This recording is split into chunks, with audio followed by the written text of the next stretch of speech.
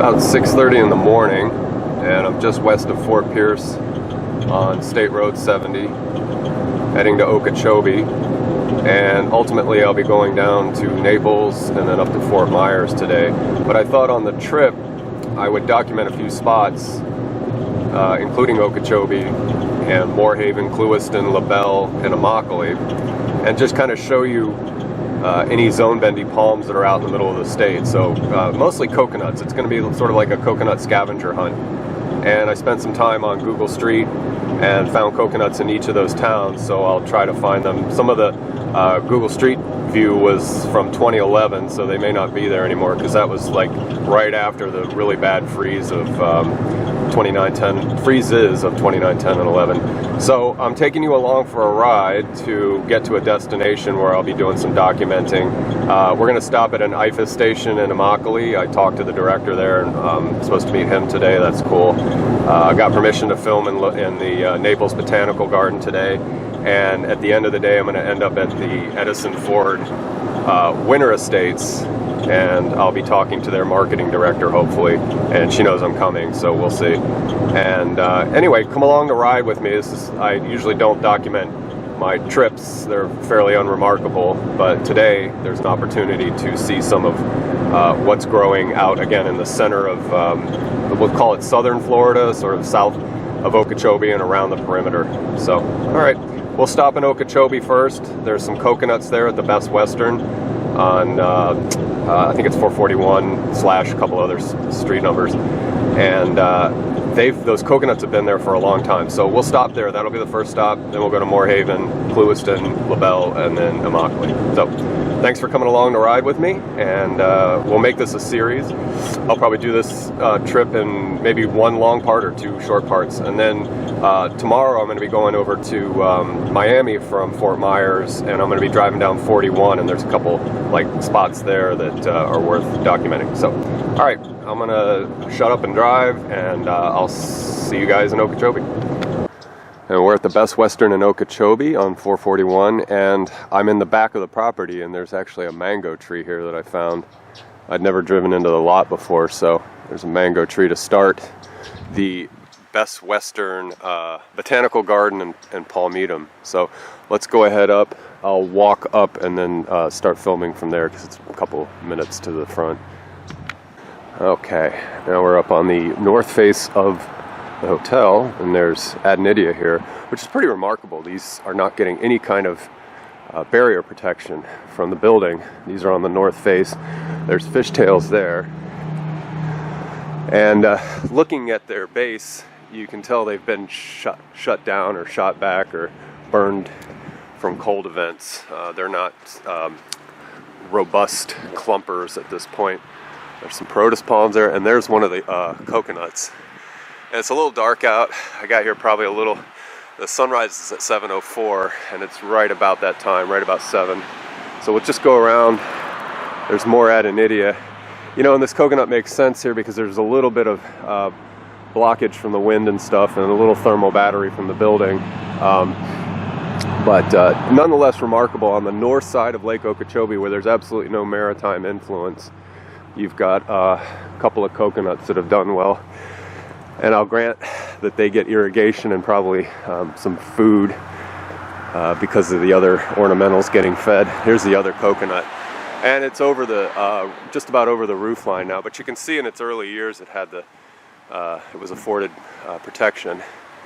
So anyway, here's the Okeechobee live sighting. I cut myself off there. This is the Okeechobee live sighting of cocos. And now we'll go down to, where are we going? Moorhaven. So that'll be our next stop. These buttonwood are a nice marker of cold, well, not being too terribly cold. Buttonwood is I would put in zone 10 or zone 9B in the warmer spots. So there's plenty of buttonwood there. All right, on our way to Moorhaven then. And I've switched to hands-free driving in case there's any concerned people out there. I'm not using my hands to make this film. Just some end notes on Okeechobee.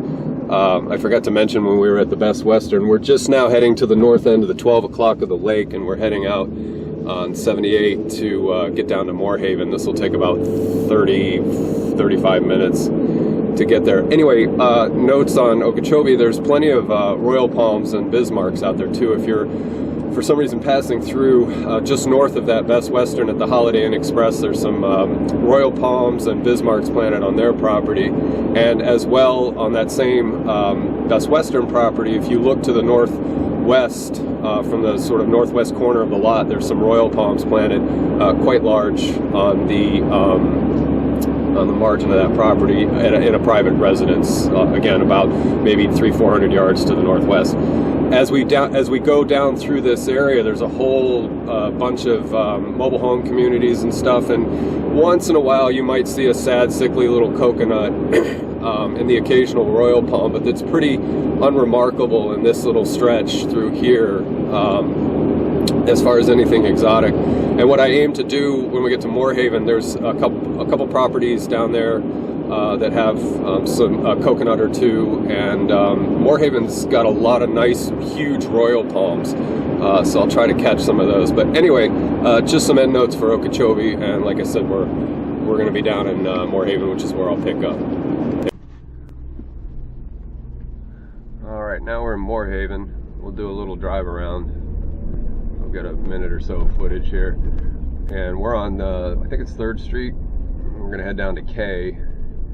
And there's some properties there that, at least according to the Google Street Drive, had some coconuts on them. And this scene that I'm shooting here is on a new camera that I bought. I bought a GoPro knockoff, so I'm testing that out too. It's going to be shaky. I'm going to get a gimbal boom or whatever they're called, boom stick. Oh, there you go. Camera just fell. We're going to work out these production issues here, so be patient. No dumb comments. So, alright, let's go one more block down. And I passed K, but we're just sort of cruising through. Oh, you know what I want to do? I'm going to go down to the end of the street. I noticed on the way down on 78 that, I'm going to hit a bump here, that the sugar cane's flowering. So let's go down. There's a cane down at the end of the street. We'll do that, and then I'm going to do a quick drive-by on some of the palms that are notable here in Moorhaven. So, and actually we're coming up on the Caloosahatchee, and the cane's on the other side, so you're not really, what I'll do is I'll get out of the truck and we'll take a look at it. I think there's a place I can pull over up here safely, and I'll pop out real quick and just get a shot of that. Let me just cross over here real quick. I don't know if you guys can see over there. I'm picking this up. Apologize for this shakiness. Like I said, I'll get a stabilizer and get you some better quality down the road, but today we're just experimenting. So I'm going to get out for a second, and if you can see across the canal there, over probably about 100 yards from here, there's sugar cane over there, but it's all flowering right now. You can see it all the way down the line there. So that's kind of remarkable. If I can get you a closer shot of that, I will. There's some royals right there. All right, let's stop this scene and I'll get you over to K Street where there's some coconuts. Oh, and Caloosahatchee, while we're here, this goes up to the Lake Okeechobee. This is kind of the headwaters, if you will, but it's all artificial. There's a couple of small canals that diverge sort of north and south from a certain point about, I don't know, a mile or so east of here, and goes into the lake. So small craft can navigate from the lake all the way out to the Gulf of Mexico. This canal turns into a river, according to Google, somewhere around LaBelle, and then it goes into Fort Myers. And we'll see this a couple other times today. We'll be over in LaBelle in a little bit, and we'll see the lake or the river again there, or canal or whatever it is. So anyway, we'll get over to those coconuts now. Okay, fairly quickly now because I don't want to draw the locals' attention, but there's a nice coconut. Another one over there, crowning over that roof. And we're just west of Route 27 that cuts through Moorhaven. So there's your coconut sightings for Moorhaven. And now we'll move on to Clewiston. See you there. Oh, and yeah, let me yap for another second here while we're driving out. I went to the trouble of looking up Moorhaven. Let me hands free here. I went to the trouble of looking up Moorhaven on the Wikipedia, and this town was founded by a guy named James Moore, and I happened to be watching an architectural show on YouTube, and somebody had some backstory on Moore. He was a real estate guy up in Seattle, probably around the turn of the century, maybe, I'm guessing, and he got wiped out because he invested in some stock that wasn't U.S. Steel stock, and so U.S. Steel took off and his stock went down the toilet. So he kind of went out of business up there, but I guess he still had some money that he didn't pour into the bad stock. Came down to this area and decided that Moorhaven should be developed and turned into, I guess probably between the railroads and the burgeoning sugar industry, there was potential here. He got wiped out again during the 26 hurricane, which flooded this area. So that's the little bit that I know of Moorhaven.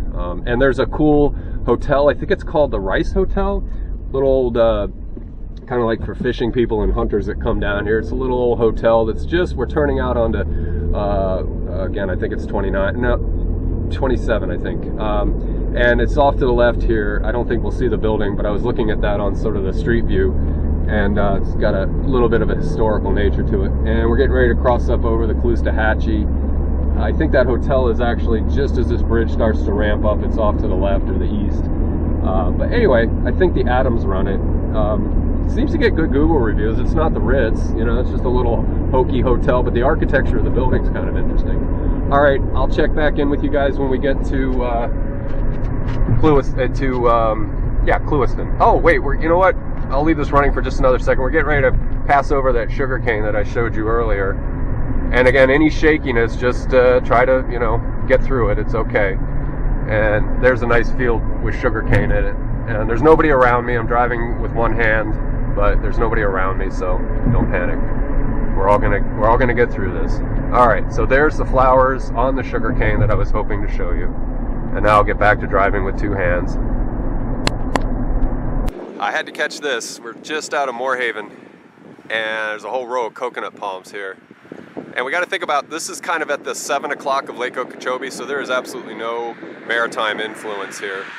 So it's remarkable that that coconuts will grow on this side, given that there's a cold sink that comes down in the center part of the state, and it usually starts around this area and goes over a little further west, you know, past LaBelle and then down into Immokalee. Which is why I want to document coconuts along this way. They're kind of the bellwether as to, you know, what you can grow. So anyway, there's about a dozen or more coconuts sitting here on the side of the road. Just thought I'd catch them before we're on our way down to Clewiston. There's another row. I'm going down that way. We'll see how long they live. So here's a nice example of a coconut in Clewiston. I found a whole gaggle of them on the way in. I'll stop there, and on the way back out on the 80 and 27. There's a mango, avocado, obscured by that oak tree there, another coconut, another mango across the street. I don't want to linger too long and draw anybody's attention. There's some adenidia down there. So anyway, coconuts in Clewiston. I'm going to go to Royal Palm Drive, or Boulevard, or whatever it is, and we'll look at some Royal Palms in Clewiston. A couple more Clewiston coconuts. Nice trunking coconuts. Big Royals. Tons of Royals around here. And Clewiston's sugar country, so everything is like sugar realty and sugarcane stadium and stuff like that. So there's some little chlorotic foxtails. We'll end on that. More adenidia. Again, Clewiston. And here we are at Royal Palm in Clewiston. I don't know if it's a drive, street, boulevard, not sure. It just says Royal Palm on the sign. If you're curious, you can go to Google and figure it out. So there's a little city park here, and as you would expect, there are rows of palms, royal palms going down for a couple more blocks that way. You can get on Google Drive and take a look there. This is an old historic hotel here. You can look that up on the something like Visit Clewiston or Visit Florida or something. If you Google Clewiston and look around enough, you'll find this old hotel here, which I believe is still in service, still doing its thing. So yeah, Royal Palm X Boulevard Drive, whatever, flanked with Royal Palms. So now we'll head to, and a bit of Cliff Clavin trivia on the town of Clewiston. Alonzo Clewis was the man that this town was named for. He was born in Georgia in 1865, and he moved to Tampa. He and John O'Brien, settled this town. And typical of Central Florida, it was ag-related, trains, settlement, you know, that kind of thing. Agriculture starting, burgeoning. So that's cool architecture on that church down there. That's pretty neat. So anyway, Clewiston, we're wrapping it up here. We're going to head over to LaBelle now, get on 80. And, I will stop at that one spot about 5 or 8 miles west of here. And there's a gaggle of coconuts there. So let's go there, and then we'll end up in LaBelle. All right, see you there. Here we are, and just off of the 2780, heading west, about 3 or 4 miles out of Clewiston. There's no little, I was calling them a gaggle of coconuts earlier. Just a little batch of them here. Doing pretty good, I guess. You know, none of them are tall. There's no old ones here, so, you know, these probably a lot like the rest of Central Florida, where, you know, those 50-year freezes will take these things out. But anyway, they're here now, so enjoy them vicariously through YouTube. All right, here's one that I was all excited to show you guys about. I'm in LaBelle proper now, just off of the Route 29, a little west, 1 block, in the sort of downtown north side area. These are Thrinax radiata, and at one has probably about 10 feet of clear trunk, maybe 12 feet. It's doing quite well, which is a testament, because I would rank these as being as within the range of coconuts as cold sensitivity goes. They may go a couple degrees lower before crapping out than a coconut. But anyway, Thrinax radiata in LaBelle, and obviously been here a while, so wanted to show that to you guys. There's some Adenidia a couple blocks up to the north. I'm going to hit that, and then I'll get you your LaBelle coconut. There are a couple here. There's one over on Missouri Avenue, but I'm going down to Captain Hendry, which is just a little west of town on 80. So we'll go look at the coconut that's down there. And on my way into LaBelle, in Port LaBelle, there were 2 or 3 coconuts in a new subdivision that's being stamped out of east of LaBelle, and they were all very small, and I suspect they'll get frozen next time there's a good, you know, one of our 20-year freezes comes through. Anyway, I'll move on to the Adenidia, and then we'll go look at the coconut in LaBelle. There's also a batch of Bismarcks, but you know, you can take my word for it. If I get a chance, they're on a busy street corner. I don't know if I'll be able to film them. If I'm stuck at the light, I'll be happy to do it. But anyway, we'll move on. Okay, so here are a batch of Adenidia, a couple of quadruples or quintuples planted there. And as you see by the sign, we are at the LaBelle City Wharf. It's a funny name, funny word. And here's the Caloosahatchee again. We were 30 miles east a little while ago when we were over in Moorhaven. And according, if you look at the Google Maps from satellite view, once we go past this bridge going west, we are a river. And if you look at the Wikipedia article on the Caloosahatchee, they give you some more details about the lakes that were kind of, so the dredging and the modification and the canalification, and actually one lake disappeared. I don't remember the name because they all have funny names, but you can look all that up on Wikipedia and just look up Caloosahatchee. And I don't see the word Caloosahatchee on that sign, but anyway, start spelling Caloosahatchee and you'll get it. All right, so we will now move on to find the coconut in LaBelle. And again, there's a couple I found, including some ones that I just discovered today on the road, just glancing over, driving in. So we'll move on and get that token coconut shot as we are coconut spotting our way down to Naples today. On my way over to Captain Hendry Drive, I happened to come across coconuts that were much taller than the ones that I found on Google Drive. The ones that were over on Captain Hendry and a side street, which I won't name for privacy reasons, was only about 5 feet tall. These have 3 to 4 feet of trunk. There's one in the front yard too.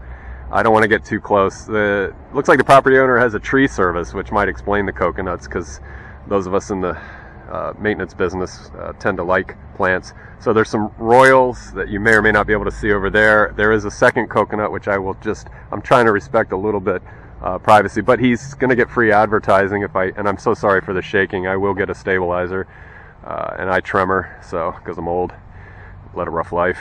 Anyway, well, rough in a good way, a lot of partying.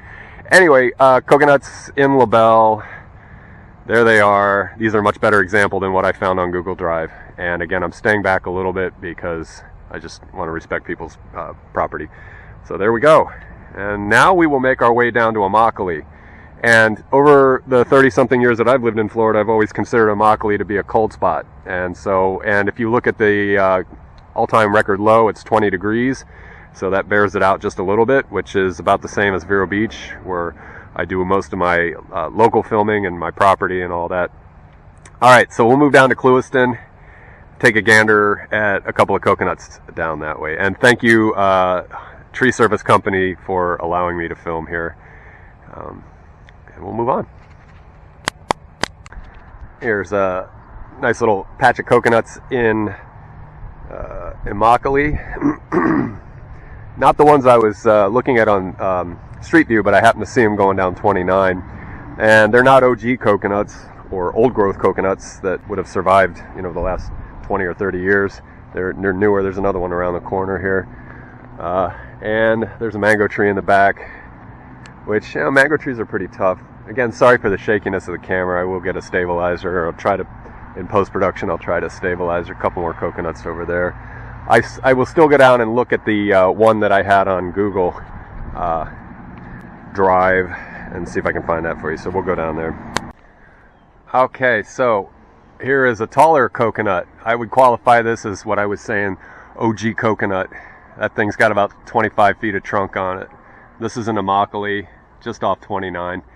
So this is the tallest specimen I've seen. I'm still not at my place that I was looking on Street Drive. And of course there's a mango right there. So I will try to find those other ones. One thing I noticed about this part of Immokalee, there's chickens everywhere walking around on the streets. The chickens run this town. Alright, so I think this is the OG coconut that I did see. It's a yellow type. Again, in Immokalee, that white truck is on 29, that red truck's on 29, blah, blah, blah. And dude, when I was saying chickens run this town, I am not kidding. This place has millions of chickens. It's creepy. I mean not creepy in a bad way. It's just wild. There's one way out there in the yard. There's a little chicken hanging out right there. Serious amount of chickens around here. So anyway, there's the one of the OG coconuts that I was seeing when I was going up and down on Street View. Nice big old mango tree over there. So, you know, and historically, I've always, as I think I said it earlier, I've considered Immokalee to be right in that cold channel that comes in from, you know, Central Florida, and on either side, say, if you go, like I was over at the Big Cypress Seminole Indian Reservation, which is probably about 30 miles due east of here where this camera's facing, and not quite as cold over there, and a little further west of here when you start getting into the maritime influence of the Gulf, because we're right near Naples, you get that thermal protection. And anyway, this, I've always considered this to be a little bit of a trough through here, and so it's cool to see. And look at those Australian pines. Those frickin' things are huge. Hurricane Ian just came through. Maybe it didn't wallop this area that bad, but I'm shocked. Those things usually fall over in Cat 2s or 3s. So anyway, a little roundup of Immokalee.